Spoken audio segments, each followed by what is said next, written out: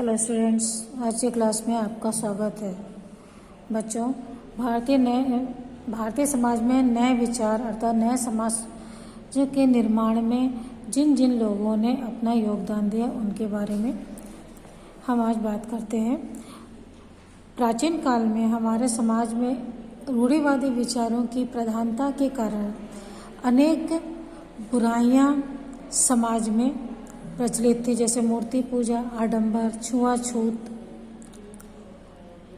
बाल विवाह, सती प्रथा, बहु विवाह, कन्यावध, विधवा पुनर्विवाह को बुरा मानना आदि अनेक समस्याएं या बुराइयां समाज में थी, जिन्हें दूर करने के लिए अनेक समाज सुधारकों ने अपने प्रयत्न किए, जिनमें स्वामी दयानंद सरस्वती, राजा राम मोहन राय, जिन्होंने सती प्रथा को बंद कराने के लिए कानून बनाए गए, उस समय बनाने के लिए प्रयत्न किए गए और इन बुराइयों को दूर करने के लिए इन्होंने आर्य समाज और ब्रह्म समाज की स्थापना की तथा जीवन के सभी बुराइयों को समाज से दूर करने का प्रयत्न किया।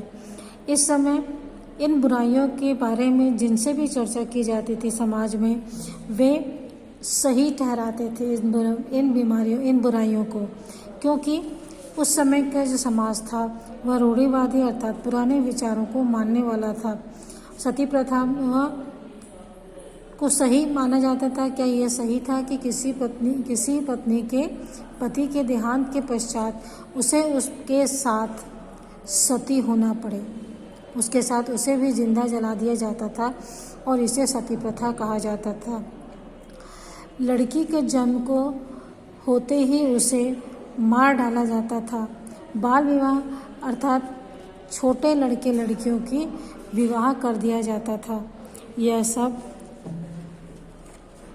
बुराइयों को दूर करने के लिए समाज सुधारकों ने अपने अनेक प्रयत्न किए, जिनमें दो के बारे में आपने देखा। इसके अलावा है केशव चंद्र सेन, ईश्वर चंद्र विद्यासागर, जिन्होंने बाल विवाह को और विधवा पुनर्विवाह को वैध बनाने के लिए अपना पूरा जीवन लगा दिया और इन्हीं के प्रयासों के परिणाम स्वरूप 1856 में विधवा पुनर्विवाह कानून लागू हुआ।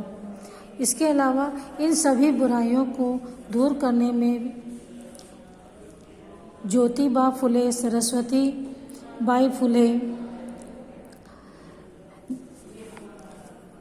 और महादेव गोविंद रानाडे, विष्णु शास्त्री, रामकृष्ण परमहंस, गोपाल नायक, गोपाल भंडारकर आदि अनेक लोगों ने अपने योगदान दिए थे। अंततः बाल विवाह को प्रथा को समाप्त करने के लिए 1929 में शारदा एक्ट के द्वारा कानून बना करके इसे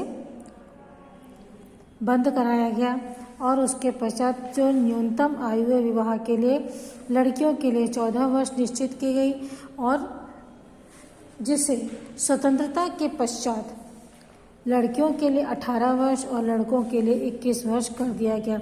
इसके अलावा बहुविवाह प्रथा थी। बहुविवाह में एक पुरुष अनेक महिलाओं के साथ, अनेक लड़कियों के साथ विवाह कर सकता था। इसके प्रथा था दहेज प्रथा। दहेज प्रथा में विवाह के समय कन्या पक्ष के द्वारा वर पक्ष को कुछ सप्रेम भेंट दी जाती है। इसे गलत अर्थों में प्रयुक्त करते हुए लोगों ने अनेक प्रकार की वस्तुओं की मांग करनी शुरू कर दी थी और इसे ही दहेज प्रथा कहा गया। इस वजह से कई गरीब घर की लड़कियों का विवाह नहीं हो पाता था और उन्हें या तो फिर बेमेल विवाह, अपने से अधिक उम्र के पुरुष के साथ विवाह करना, या बहु विवाह के अंतर्गत उन्हें विवाह करना पड़ता था, या अनेक प्रकार की और समस्याओं का भी सामना करना पड़ता था। इन सभी बुराइयों को दूर करने के लिए इन सभी समाज सुधारकों ने का मानना था कि सबसे पहले नारी शिक्षा का होना आवश्यक है। जब तक महिलाएं, लड़कियां शिक्षित नहीं होंगी तब तक इन बुराइयों का अंत नहीं हो सकता है। इस उद्देश्य की पूर्ति के लिए 1849 में कलकत्ता में बैथन स्कूल खोला गया, जो कि महिलाओं के शिक्षा के लिए पहला स्कूल था। इसके बाद अनेक और स्कूल खोले गए और कॉलेजेस की भी स्थापना की गई, जिसमें कि लड़कियों को उच्च शिक्षा प्राप्त होती थी। इसके पश्चात महाराष्ट्र के ही ज्योतिबा फुले और उनकी पत्नी सावित्रीबाई फुले द्वारा भी पूना में बालिका स्कूल खोला गया, जिसमें विशेषकर निम्न जाति की महिलाओं को प्रवेश दिया गया।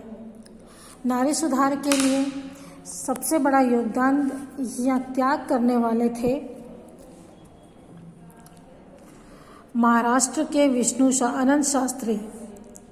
महाराष्ट्र के एक पारंपरिक ब्राह्मण थे, जिन्होंने अपनी पत्नी को संस्कृत की शिक्षा देना चाहा, तो सामाजिक लोगों ने, रूढ़िवादी लोगों ने इसका विरोध किया और उन्हें समाज से और गांव से बाहर निकाल दिया। और उन्होंने घोर जंगल में जाकर के एक कुटिया बनाई और वहाँ रहने लगे, जहाँ पर उन्होंने अपनी पत्नी को संस्कृत की शिक्षा ही नहीं दी, बल्कि अपनी बेटी रमाबाई को भी संस्कृत की शिक्षा दी, जो बाद में आगे चलकर प्रसिद्ध समाज सेविका पंडिता रमाबाई सरस्वती के नाम से प्रसिद्ध हुई।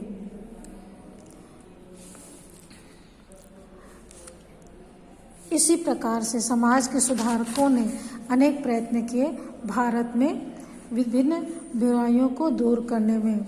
आजकल बाल विवाह, सती प्रथा, दहेज प्रथा आदि पर तो कानूनी रूप से पाबंदी लगा दी गई है, किंतु उस समय समाज में इन सभी विचारों को मान्यता प्राप्त थी, जो कि रूढ़िवादी समाज था।